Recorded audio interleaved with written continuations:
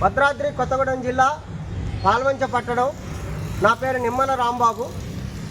ఇక్కడ వచ్చిన ఈ జనం అంతా పాల్వంచ పట్టణం పేడచెరువు రెవెన్యూ పరిధిలోని బంగారుజాల గ్రామానికి చెందినటువంటి ఆదివాసీ కోయ పేద గిరిజనులు.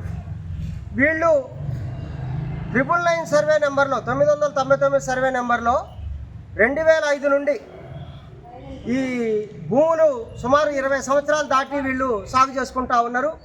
అట్టి భూముల మీద ఇప్పుడు భూభారతి సర్వే జరుగుతుంటే ఈ పాల్వంచ పట్టణం నుండి కమిషనర్ గారు వెళ్ళి ఆ భూములు సర్వే చేద్దాం ఆపండి అని చెప్పిరట.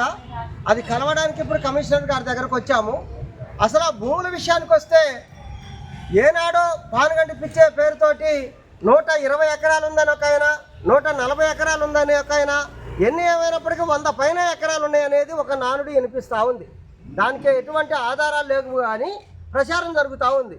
ఇది ఒక భాగం అయితే, ఈ 25 మంది పేద కోయ గిరిజనులు ఎవరైతే ఉన్నారో ఈ రైతులు, వీళ్ళ భూముల్ని ఆనాడు ఆయన అక్కడ తీసుకొని నీకేరే చోట భూములు ఇస్తానని ఆ భూములు ఇవ్వకుండా ఈ భూమి అడిగి పెరిగితే మళ్ళీ అదే భూమిని వాళ్ళు పోడు కొట్టి సాగు చేసుకుంటా ఉన్నారు. ఈ భూమిలో తనకున్న భూమి ఏమో 120 ఎకరాలు అంటున్నారు.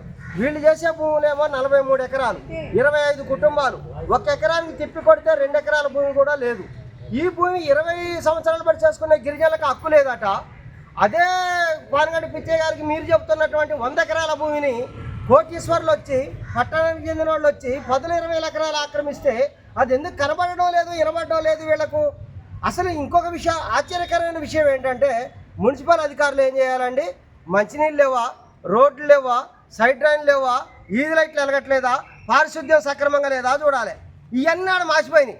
ఇవాళ బంగారుజాల గ్రామానికి పోతే 20 ఏళ్ల నాడు ఎట్టుందో ఈనాడు అట్నే ఉన్నది.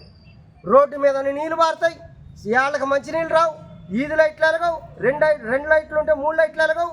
కొన్ని సంవత్సరం క్రితం తెగిపోయిన కరెంటు వైరా ఇప్పటికి 10 సార్లు ఫిర్యాదు చేసి మంచినీళ్ళు లేవయా, లైట్లు ఎలగట్లేదయా, కరెంటు తెగిపోయిందా అంటే ఎప్పటికొచ్చి చూసాను నాదుడు లేడు. ఇవన్నీ వదిలిపెట్టి భూములు వీళ్ళయా కావా తేలవటానికట వీళ్ళు వచ్చాట సర్వే చేపిస్తారట. అసలు భూములు సర్వే చేపిస్తారా మీరు? ప్రజల సమస్యలు చేయడానికి ఉన్నారా? కోట్లాది రూపాయల డబ్బులు ఏడబారబోతున్నారండి.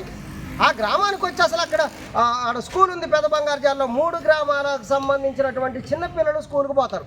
ఆ స్కూల్ చుట్టూ పారి కూడా లేదు, కనీసం కంచె లేదు.